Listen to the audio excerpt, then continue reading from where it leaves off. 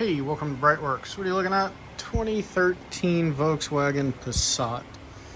This is a family car. So for years, there's been like this weird noise coming out of the left front when you make a right-hand turn and you accelerate. And I've changed the suspension, I've changed the axle, serviced the transmission. We never could figure out what it was. And then I was watching something on YouTube, and this Polish group pops up, and they're changing a transmission mount in I think a Vauxhall, but it's the same car as this Volkswagen. And I'm like, no kidding, could it be that? And I think they were working on a B5. This is a B7, but the transmission mount is the same. The difference is over here on the motor mount side. This one actually appears to be a lot more robust, and poking around in there and bore scoping it, it looks okay. So this is on the front of the engine side, but this is on the transmission side. So I said, hey, you know what? It's 6 bolts. Can't be that hard. I watched these guys do it in Poland, and without them even speaking English, I kind of got the gist of it. So I said, let's order one of these things. Holy cow, these things are expensive. Ironically, used on every damn car from this model series, at least the ones I looked up. So the Beetle, the Passat, the Jetta. So they made a bazillion of these things, but they still want like $300-400 for this fucking part. So come on, Volkswagen, no way, no way. But hey, it says VWAG on it, so this one lasted 182,000 miles. Well, actually, it probably only lasted about 82,000 miles. In the last 100, we've been ignoring it. But I'm going to give it a shot. It's 1, 2, 3, 4, 5, 6. You can confirm that here. And as far as torque values, the Volkswagen guys are horrible about that stuff. At least the Porsche guys, you can find it. I mean, I have workshop manuals for 50 years of 911s. I have no idea, but I think they're M10s, so we know M10s go to 50 Newton meters, so we'll be good. And I think that one there is an M12, so that goes to 75 Newton meters. But yeah, we're going to pull all this stuff out, all this stuff. Basically, we had to take the battery tray out. You know, there's the hardware for the battery tray, but now we're going to get in there and work on this. So we're going to do this without, we're going to try and do this without dropping the engine on ourselves. And yeah, that's going to be the challenge. So we'll get into it, show you some stuff. All right, so this is probably the most annoying part of the job so far. The guys in Poland made it look like they didn't have to pull the pan. They didn't do anything underneath the car when they changed the transmission mount. But I will say this. If you take all your advice from YouTube, you'll drop a car on your head. So common sense, right? As I was loosening up one of the major mounting bolts, I had my finger between the engine cover and the top of the brake fluid canister. And one turn, right? These are M12 by 1.5. So one turn of the screw lowers it 1.5 millimeters. And yeah, it lowered all the way. I am sure if we just kept going, it would sit down on this dog bone, put a lot of pressure and stress on it, but it would probably sit down on the dog bone. However, this one is a bitch to replace, so I am not going to do anything to screw this one up. It's actually in pretty good shape right now. So instead of putting a whole bunch of stress on what they call the dog bone engine mount, I'm going to actually just put some wood and a jack and make sure that we hold the engine up in its correct position, because as it starts to droop, you'll start pulling on wires and things will break that you won't even realize are breaking. All right, you see all those hoses and things up there.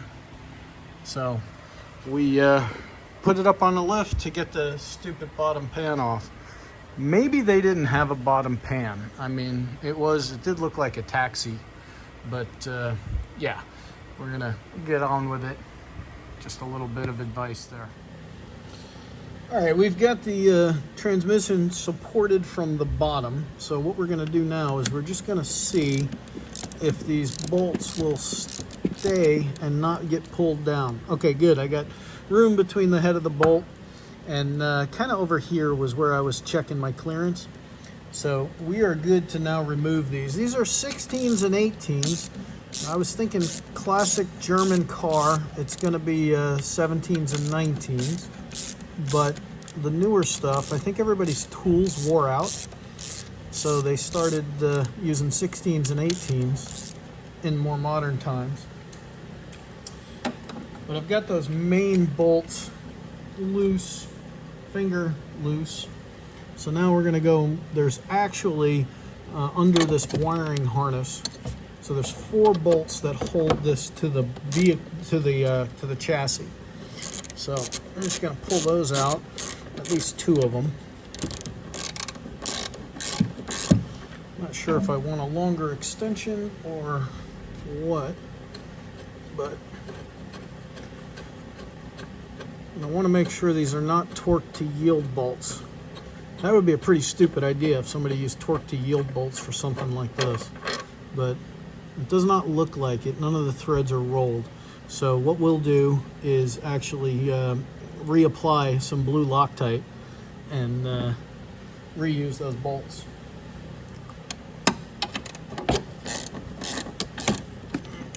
The torque to yield stuff is always interesting. There's 2 reasons that they tell you, oh, you need new hardware.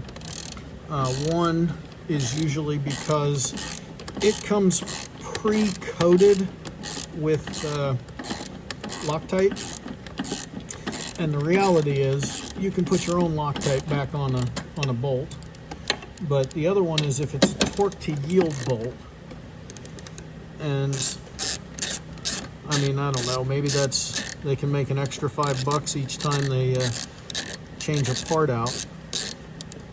It's just an engine mount, and these are M10s, so not like they're undersized.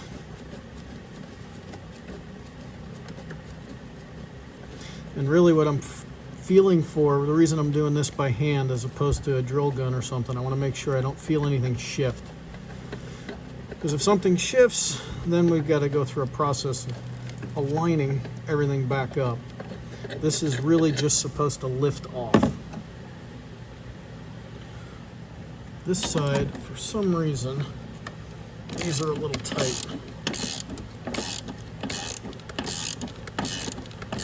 I did put a little upward pressure on the transmission side of the engine, so it's possible that we'll have to adjust that up and down a little bit, but if nothing shifts, we'll be able to drop the new part in straight away.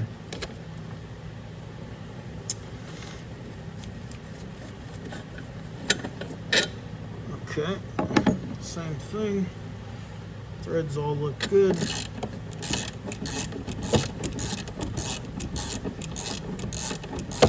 On the torque to yield stuff, usually what'll happen is the threads will be like sharp, and you'd be kind of feeling them and realizing, oh, they've rolled.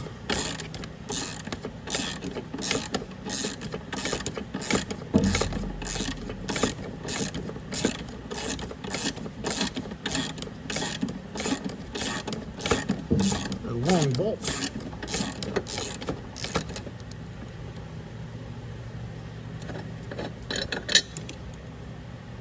Yep. These all look good. We've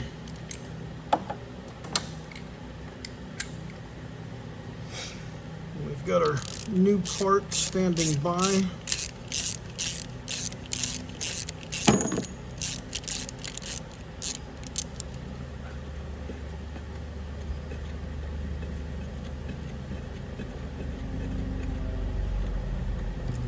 That guy finger tight.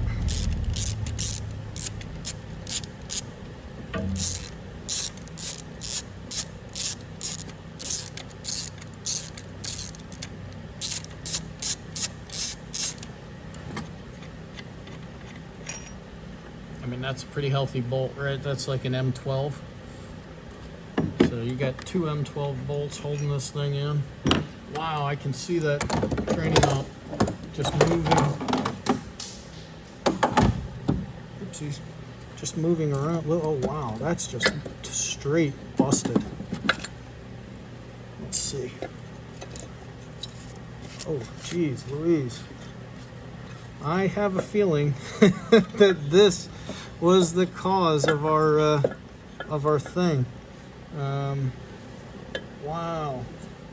All right, so here's the new one on the right and the old one on the left, and this guy, I mean, he's just super droopy, and then this guy's just solid. So we're gonna take this guy and put him in the car. Now, the interesting thing to me here, let's see if we can get you guys to be able to see, there is a huge gap between here and here, and there was none on the other one.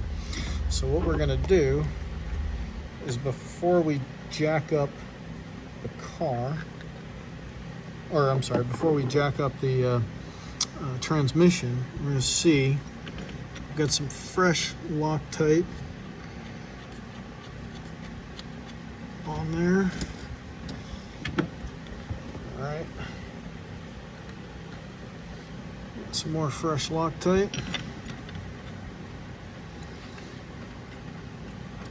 And again, we're starting all of this stuff by hand because we want to make sure that everything will realign itself.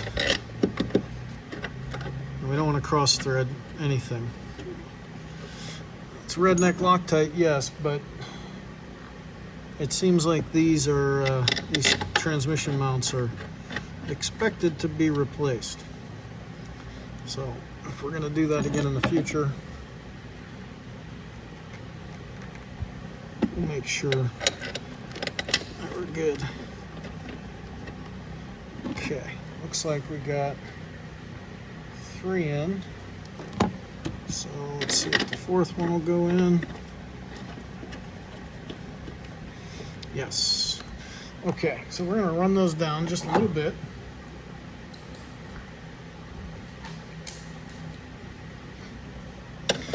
And I don't know if this was a purely rubber or if it has some hydraulic fluid in there, but I will say that it's a lot different than what one we took out was.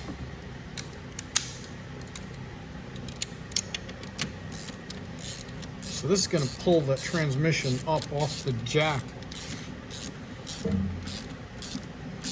Yep, feel it.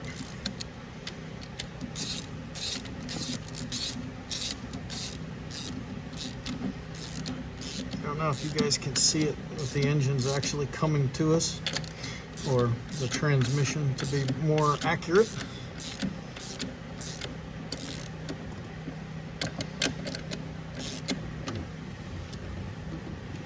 Yeah, we've got about another 4 or 5 millimeters to pull this whole guy up.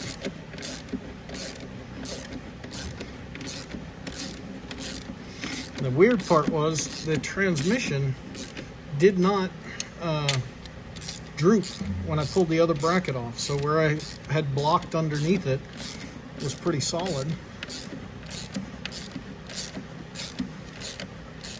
So now what we'll have to be a little bit careful of, okay, so we're there. Because now we know we are supporting the weight of the transmission right now. So these next 4 bolts are going to become more important. Yeah, if they were hard to turn and I wasn't just easily spinning them, I'd actually jack the transmission up a little bit past where it is, but everything's just going in smooth. All right, I am going to finish tightening all these bolts down, and then we'll come back and show you what it looks like. So we got our 6 bolts tightened down, and we torque striped them.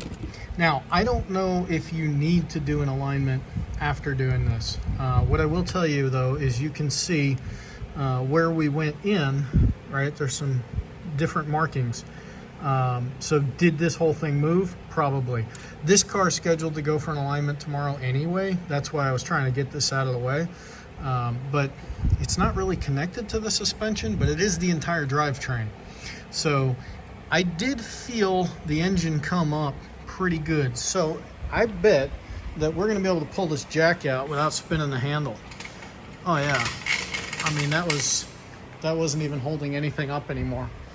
So yeah, this engine is now sitting a lot higher than it was in the past. All right, I'm not going to bore you with the gory details of putting all the cable trays and all that stuff back together. It's just you know, plastic crap.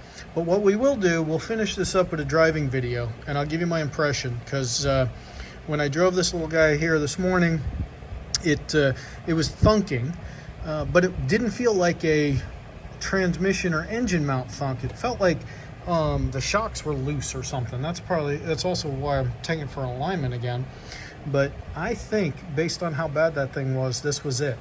So I'll finish this all up, and then I'll see you guys back for a little driving video.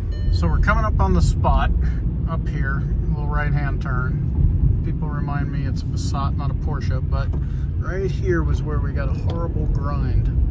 Nothing. Wow. Car idles smoother, everything. I would say money well spent. So if you have not checked your transmission mounts in what, 10 years and 182,000 miles, I would definitely say go for it. Now I just need to find a steering wheel for it. Thanks for watching. Check us out at BreitWerks.com. If you like these kind of videos, yeah, it's not a Porsche, but hey, car people are car people.